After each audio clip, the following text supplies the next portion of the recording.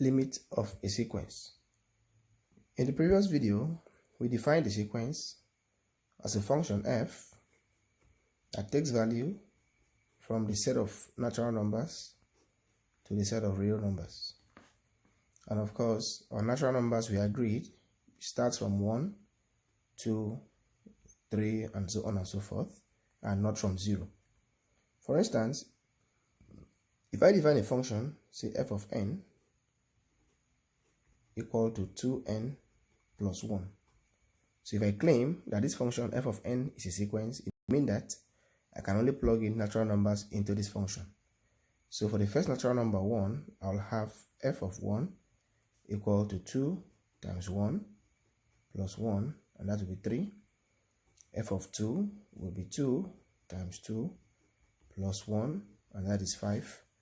Of course, let's take one more. F of 3 is 2 times 3 plus 1, and that is 7. And this goes on and on. Now, the question is, can we define f of minus 3?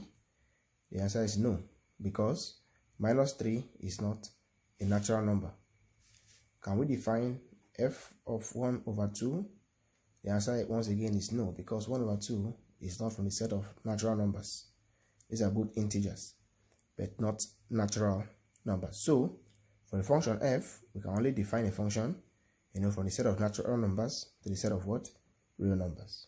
And we also, in the previous video, defined concepts such as boundedness, and then we'll discuss things like infimum and supremum, of course, of a sequence, supremum of a sequence.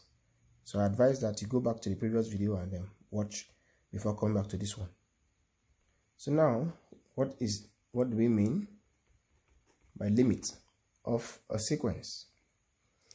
Let us consider the following sequence. Say an is our sequence, infinite sequence, n from 1 to infinity, and the sequence is 1 over n.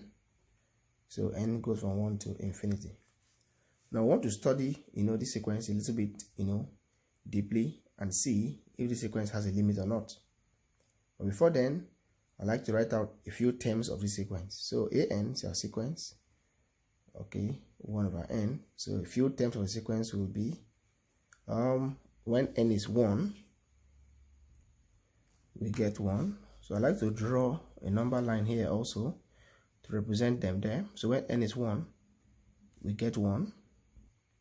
When n is 2, we get 1 over 2. The number line 1 over 2 is to the left of 1. And 1 over 2 simply means 0.5. Let us write the decimal equivalent. And then when n is equal to 3, we get 1 over 3. So 1 over 3 is somewhere here. In decimal, this is 0.333. And let us take a few more terms. When n is equal to 4, we have 1 over 4. So 1 over 4. 1 over 4 is 0.25. And then when n is 5, we get 1 over 5. And 1 over 5 is somewhere here. And that is 0.2. So let us take, that goes on and on. Let us take the 1 million term. We'll get 1 over 1 million. So we're going, so 1 over 1 million is somewhere here. 1, 2, 3, 4, 5, 6. And in decimal, that is 0.00005 zeros, 1, 2, 3, 4, 5, and 1. Good. So those are the few terms of our sequence. Now, what do we observe in the sequence? Let us see. When n equals to 1, the first term is 1. When n equals to 2, the next term is half, which is 0.5. But you see that as we keep increasing n, as n tends towards infinity, the terms of this sequence behave in a particular manner. The terms of the sequence seem to be getting so close to the number 0. Now look at what happened to the 1 million term. So that is 1 over 1 million, which is 0.000001. This number is close to 0, but it's not exactly 0. And that is what will happen if we keep increasing n. If we take n as a billion, we get 1 over 1 billion, and 1 over 1 billion will even be closer to 0 than 1 over 1 million, and so on and so forth. So we see that this sequence, actually has a limit point. So vis-a-vis, so we point 0 is considered to be the limit of this sequence. Why? Because the terms of this sequence, as n approaches infinity, keep going towards 0. However, they never really get to 0. So if a sequence exhibits such a behavior, we will now say the limit of that sequence converges, and it converges to a limit. And in this case, the limit of the sequence is 0. So we will write this mathematically as the limit as n tends to infinity of the sequence. What's our sequence now? Our sequence is 1 over n is equal to 0. So, however, not all sequences have a limit point like this. Let us take one example of a sequence that will have no limit. If I define a sequence here, bn, and the sequence is minus, or let us say 2n, of course, where n goes from 1 to infinity. Now let us take the few terms of this sequence and see what happens. So when n is equal to 1, we have 2 times 1, which is 2. When n equal to 2, we'll have 4. When n equal to 3, we have 6. When n equal to 4, we have 8. When n equal to 5, we have 10. And that goes on and on. Let us skip and take a term in future. So if we take at n equal to 1,000, what do we get? We get 1,000 times 2, and that will be what? 2,000. And of course, the terms go on forever. But what do we observe about this sequence? We observe that as the values of n tends towards infinity, this simply means that as the values of n keep increasing, the values of the terms of the sequence also keep increasing, and they keep increasing indefinitely. Unlike what happened in the previous sequence, that as the values of n increased, you know what happened? The terms of the sequence kept reducing, but not just reducing, they kept reducing and never went beyond 0.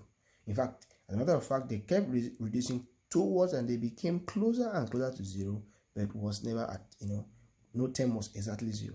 But here, the first term is 2, the 1,000 term is 2,000, the 8,000 term will be 16,000, and so on and so forth. So there is no number, no particular number, going forward that bounds the sequence, from above.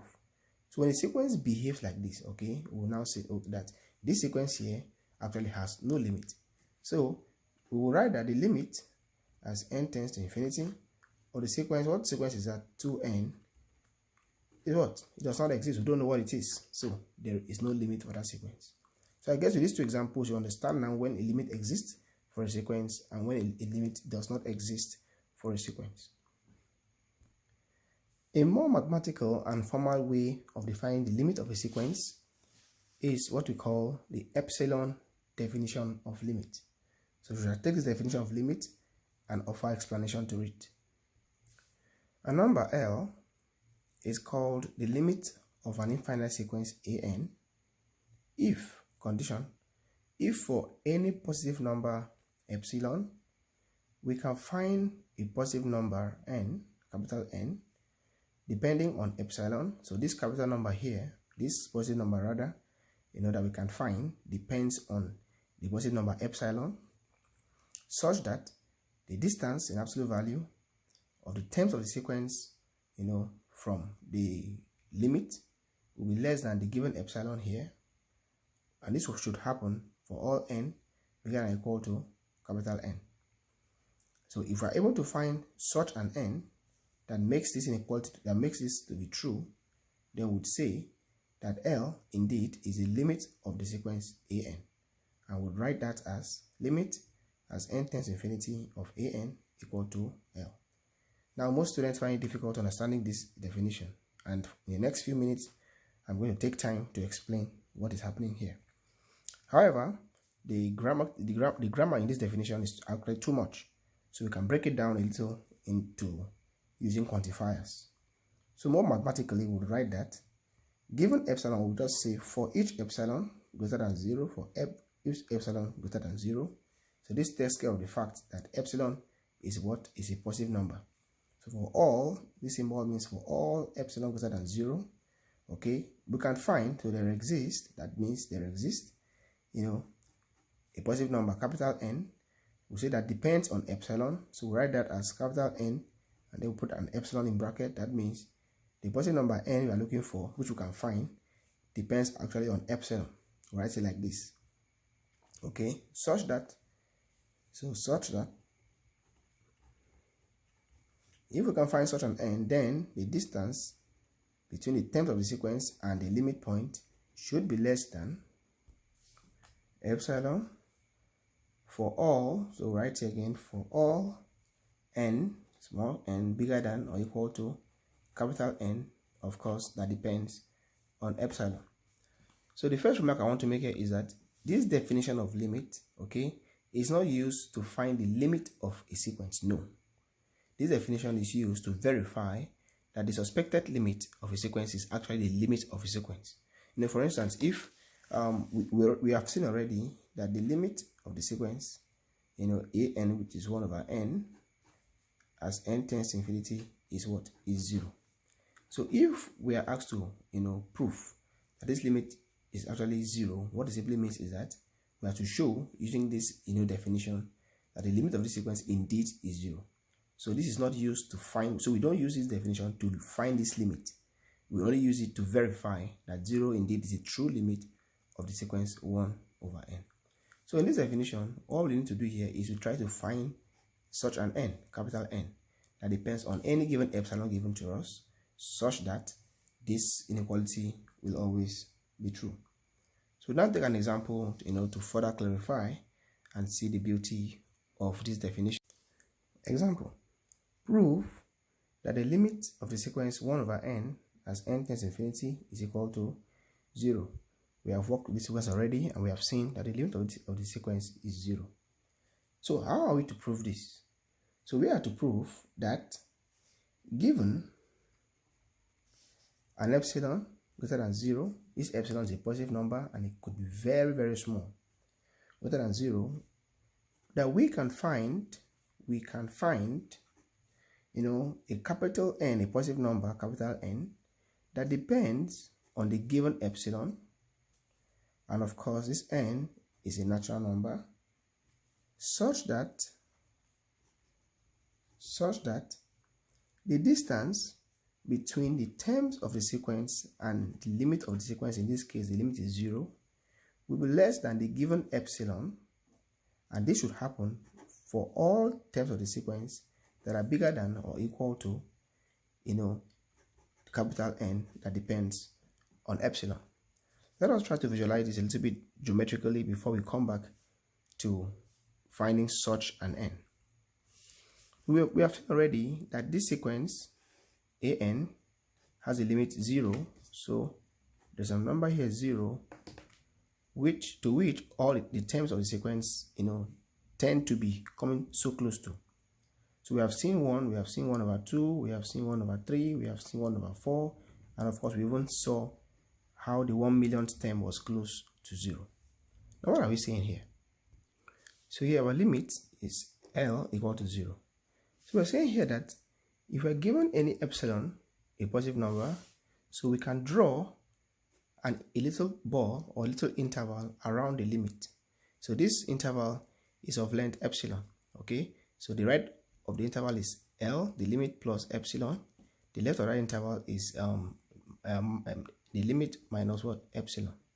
Now we are saying that no matter how small this epsilon could be, that if L, in this case 0, is a true limit of our sequence an, then there should exist a term of this sequence somewhere along the line, such that from that term or after that term, going forward, the distance between the terms of the sequence and this limit will always be less than epsilon, meaning we will never exceed this interval. And of course, we could make this epsilon very, very small. And no matter how small we make the epsilon, we take the epsilon distance from the limit. We are saying that we should always find a point in the sequence such that from that point onward, the distance between the terms of the sequence and the limit of that sequence will always be less than what? Epsilon. Now, of course, the dependence of epsilon, of n on epsilon is obvious from here, because the term of the sequence, from where this begins to happen depends strictly on the size of the epsilon, you are given or you have chosen. This will become clearer, with a little patience. So let us go on with this one. So given epsilon greater than 0, we can find a capital N that depends on epsilon, a natural number, such that the distance between the terms of the sequence and the limit point, which is 0 here, will always be strictly less than epsilon, and that should be true for all n bigger than or equal to the capital N. So our job is to find such a capital N. So we bring out this inequality and work on it a little.